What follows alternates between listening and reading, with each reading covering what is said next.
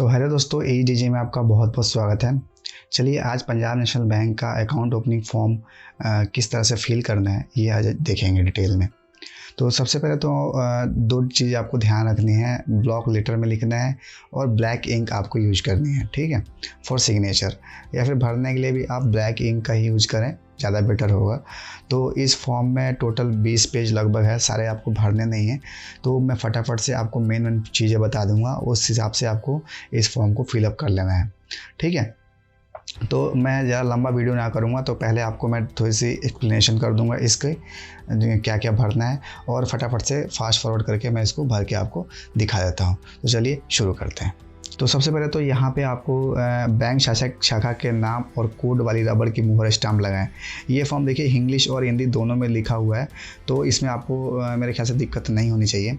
हिंदी वाले हिंदी पढ़ सकते हैं और इंग्लिश वाले इंग्लिश ही पढ़ के आराम से इसको भर सकते हैं, ठीक है। तो यहाँ पे जो स्टाम्प होगा बैंक में आपको खुद ही वहाँ पे जमा करने के बाद लग जाएगी, या फिर उसे में आप मांग के लगा सकते हैं, इसे आपको छोड़ देना है। यहाँ पर आपको डेट भरनी है अपनी, उसके बाद ब्रांच नेम आपको वहीं पर पूछ लेना है किसी से, और ब्रांच कोड भी वहाँ से पूछ से आपको लिख सकते हैं, ठीक है।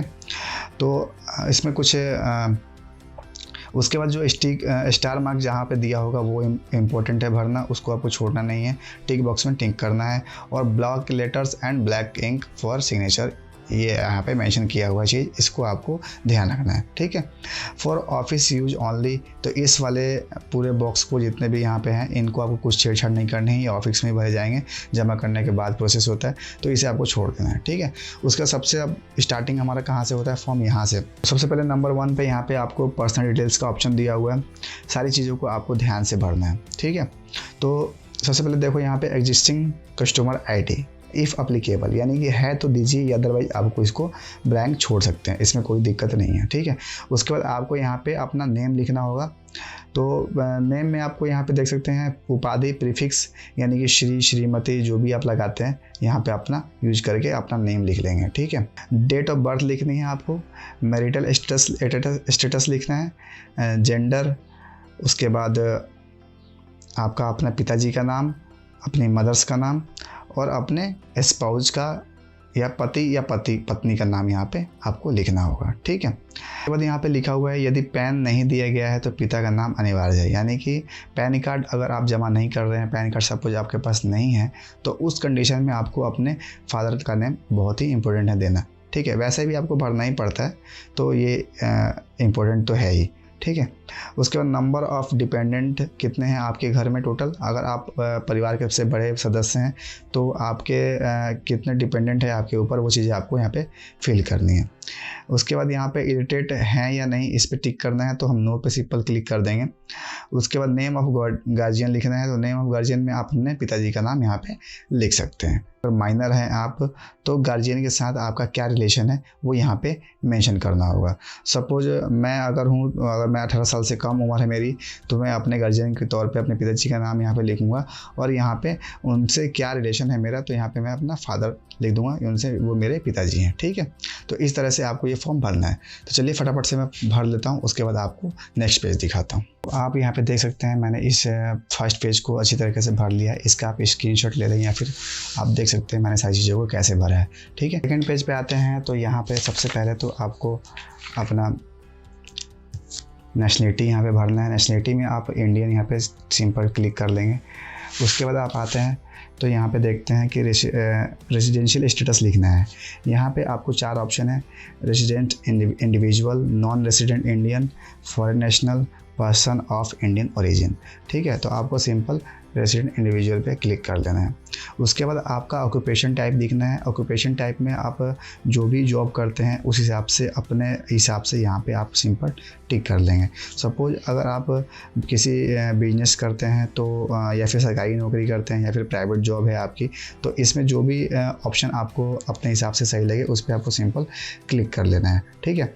तो सपोज मैं यहाँ पे अपना निजी प्राइवेट सेक्टर में हूँ, तो मैं अपना प्राइवेट सेक्टर में क्लिक कर लेता हूँ, ठीक है।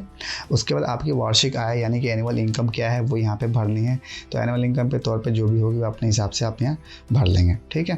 धर्म लिखना है, यानी रिलीजन हिंदू, मुस्लिम, सिख, ईसाई जो भी होंगे तो हिंदू पे सिंपल क्लिक कर लेंगे। कैटेगरी में आपको general, OBC, SC, ST, minority जो भी होंगे आप उसमें से भर लेंगे।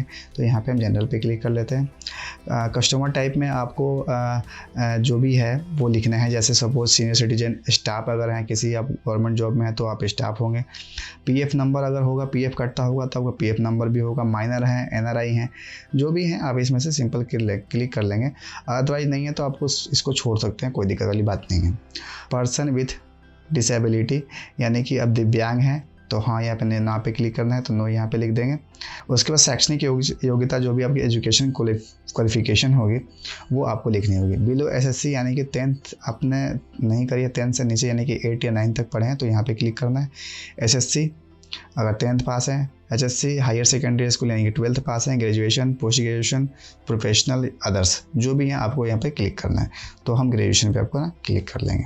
उसके बाद अगर आपने वहाँ पे क्लिक किया हुआ है कि मैं बिजनेस करता हूँ तो बिजनेस करने जब आप उस पर क्लिक करेंगे तो आप अपनी कंपनी का नाम यहाँ पे लिखेंगे, अपने डिजिग्नेशन लिखेंगे, पदनाम लिखेंगे, व्यवसाय लिखेंगे, व्यवसाय की प्रकृति, नेचर ऑफ बिजनेस क्या है, आप कौन सा बिजनेस करते हैं वो भी आपको यहाँ पे मेंशन करना होगा। ठीक है, तो इन सारी चीज़ों को हम नहीं भरेंगे क्योंकि मैंने प्राइवेट सेक्टर क्लिक किया है तो इन्हें भरने की जरूरत नहीं है आपको भी।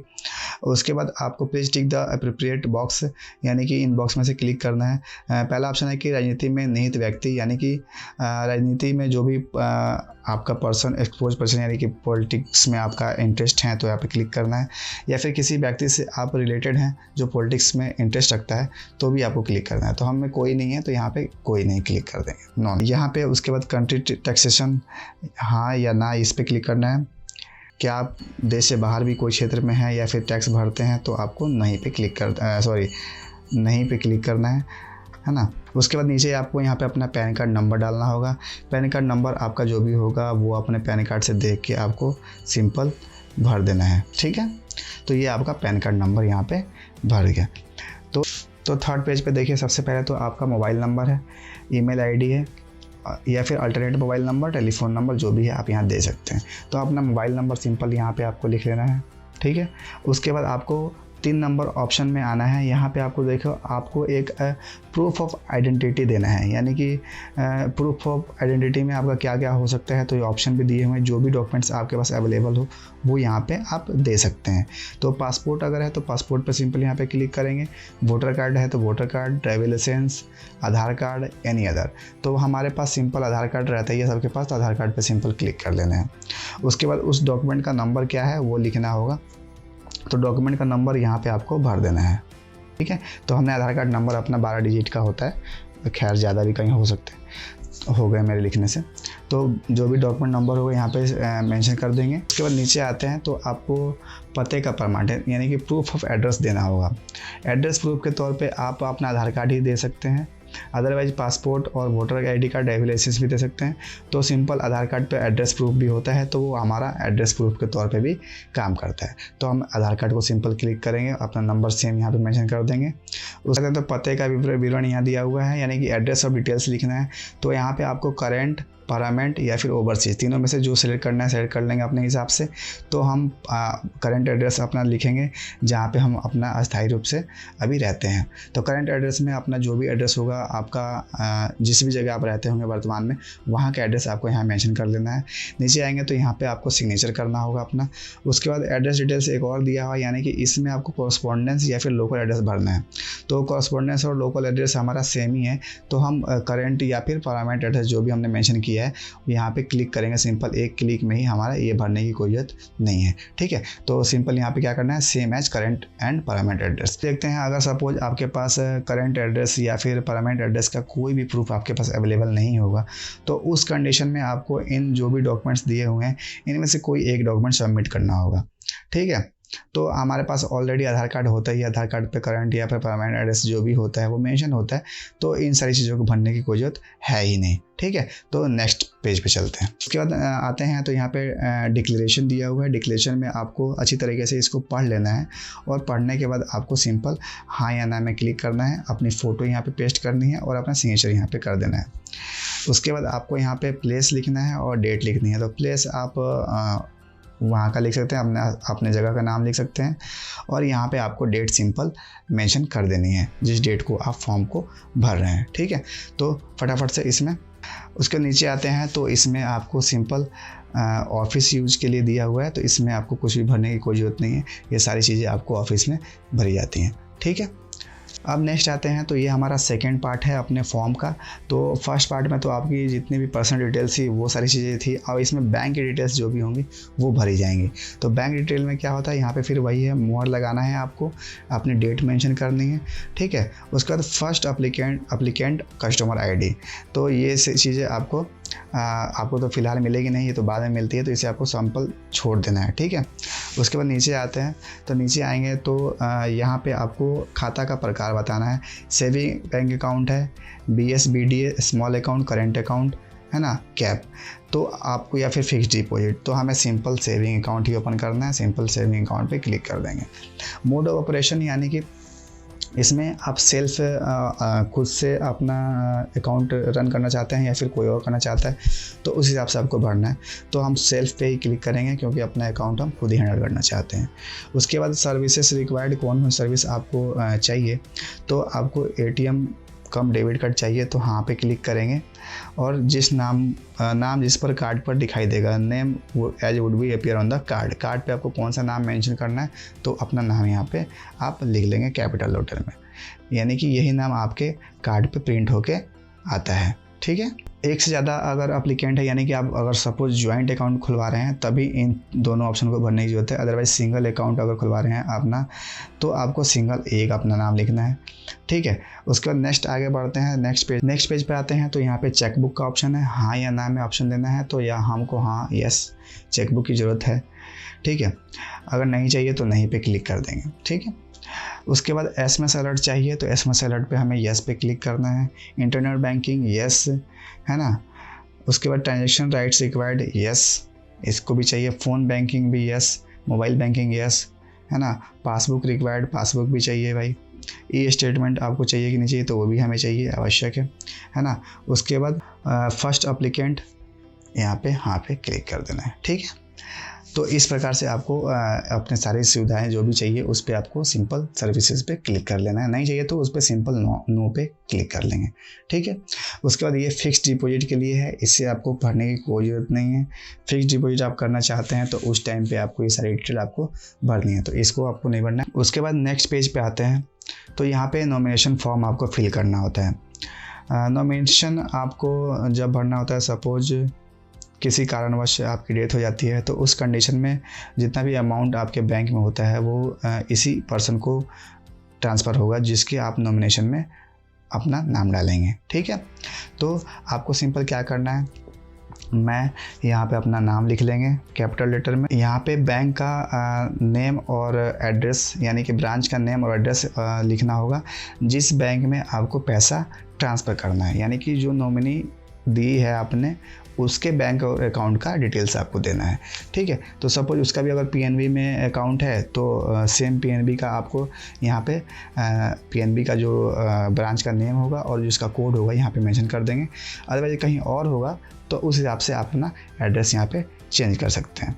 तो हमारा सेम ही है सपोज, तो हम अपना सेम ब्रांच का नेम और एड्रेस लिख लेंगे। ठीक है, उसके बाद I want to the name of nominee to be printed on the passbook, यानी कि पासबुक पे अगर आप नॉमिनी का नाम चाहते हैं तो सिंपल आपको यस पे क्लिक कर देना है। डिटेल्स ऑफ डिपॉजिट, यानी कि किस अकाउंट में डिपॉजिट करने हैं पैसे, उसके बाद नॉमिनी के जो भी डिटेल्स होगी यहाँ पे आपको मेंशन करनी है। जमा का प्रकार, टाइप ऑफ डिपॉजिट क्या करना चाहते हैं, तो NEFT, RTGS, बहुत सारे मेथड है, तो कौन से डिपॉजिट करना चाहते हैं वो यहाँ पे मेंशन करेंगे। और अकाउंट नंबर जो भी होगा नॉमिनी के आपका, वो अकाउंट नंबर आपको यहाँ पे भरना होगा। ठीक है, उसके बाद नॉमिनी का डिटेल्स लिखना होगा, उसका नाम लिखना होगा, मोबाइल नंबर लिखना होगा। ठीक है, रिलेशनशिप विथ डिपॉजिटर, उसकी एज लिखनी होगी, date of birth of nominee लिखनी होगी। ठीक है, ये सारी चीज़ें आपको डिटेल में भरनी है। तो उसके बाद नीचे आते हैं तो यहाँ पे उसका नॉमिनी का एड्रेस लिखना होगा। यहाँ पे address to receive the amount of deposit on behalf of the nominee in the event of my minor's death during the minority of the nominee. ये कब भरना है? जब आप जिसका नॉमिनी का जो नाम लिख रहे हैं, नॉमिनी अगर माइनर है यानी कि 18 साल से कम है, तो उस कंडीशन में ये चीज़ें भरनी है। तो इसे आप ऐसे ही छोड़ सकते हैं। नॉमिनी का नाम आप 18 साल से जिसकी उम्र ज़्यादा उसी का दे तो ज़्यादा बेटर होगा। उसके बाद यहाँ पे आपको एक सिग्नेचर करना है, यहाँ पे भी एक सिग्नेचर आपको कर देना है, ठीक है।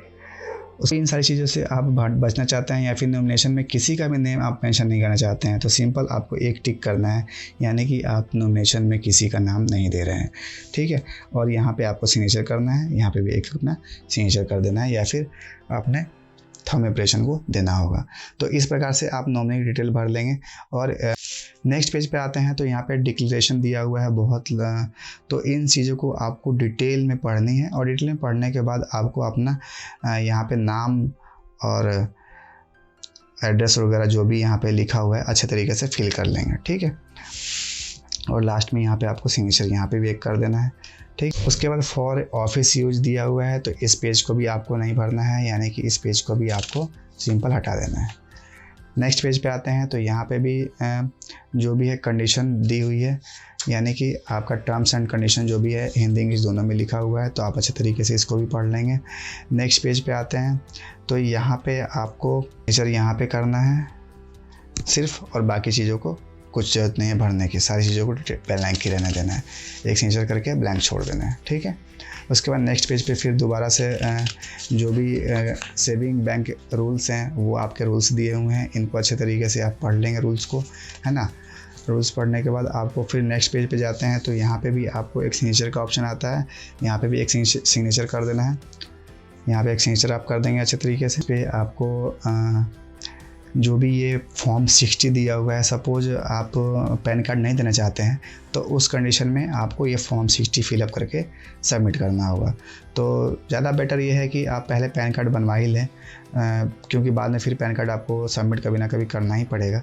तो 18 साल होने तक आप जल्दी से फटाफट पैन कार्ड बनवा लें, उसके बाद ही बैंक में अकाउंट ओपन करवाएं तो ज़्यादा अच्छा रहता है, ठीक है। वैसे भी खुल जाएगा, ये फॉर्म आप सबमिट करते हैं बिना पैन कार्ड के और ये फॉर्म भर के देते हैं तो भी आपका अकाउंट ओपन हो जाता है, उससे कोई दिक्कत नहीं है। तो इस फॉर्म को भरना कोई ज़्यादा बड़ा काम नहीं है, इसको आराम से आप भर सकते हैं। इसको मैं छोड़ देता हूँ। फिर यहाँ पे भी कुछ डॉक्यूमेंट्स दिए हुए हैं जिनको बताया गया है कि आपका आइडेंटिटी के रूप में कौन सा काम करेगा और प्रूफ ऑफ एड्रेस में कौन कौन से काम करते हैं। ये डॉक्यूमेंट्स की लिस्ट है, तो इस लिस्ट में से आप देख सकते हैं कि हमें कौन सा डॉक्यूमेंट्स हमारे एड्रेस के लिए देना है और कौन सा अपनी आइडेंटिटी के लिए देना है, ठीक है। तो ये सिंपल है। उसके बाद नेक्स्ट आते हैं तो ये अपना आप नॉमिनेशन कर रहे हैं, अगर वो माइनर है यानी कि 18 साल से कम है तो उस केस में इन सारी डिटेल को भरने की ज़रूरत है। अदरवाइज इससे भी फॉर्म को नहीं भरना है, ये भी फॉर्म आपको सेम ऐसे ही छोड़ देना है, ये पेज भी ब्लैंक ही रहेगा। तरीके से पंजाब नेशनल बैंक में अपना अकाउंट ओपन करवा सकते हैं बहुत ईजीली। उसके बाद ये फॉर्म भरने के बाद आपको अपना पैन कार्ड और आधार कार्ड दोनों को प्रिंट आउट निकालना है और उसके साथ अटैच करके इसको ब्रांच में ले जाके सबमिट कर देना है। तुरंत एट द टाइम आपको एक किट मिल जाती है, किट में आपको पासबुक वगैरह कुछ रहती है या फिर एटीएम कार्ड भी साथ साथ ही मिल जाता है, बट वो विदाउट आपका नेम प्रिंटेड रहता है, उस पर आपका नेम प्रिंट नहीं रहता है। तो अगर आपको नेम प्रिंट वाला चाहिए तो आपको कुछ दिन वेट करना पड़ता है, तो पासबुक वाली आप किट ले सकते हैं। तो इस प्रकार से आप फॉर्म भर के सबमिट कर सकते हैं, बहुत ईजी तरीका है। मैंने पूरी चीज़ को डिटेल में बता दिया है।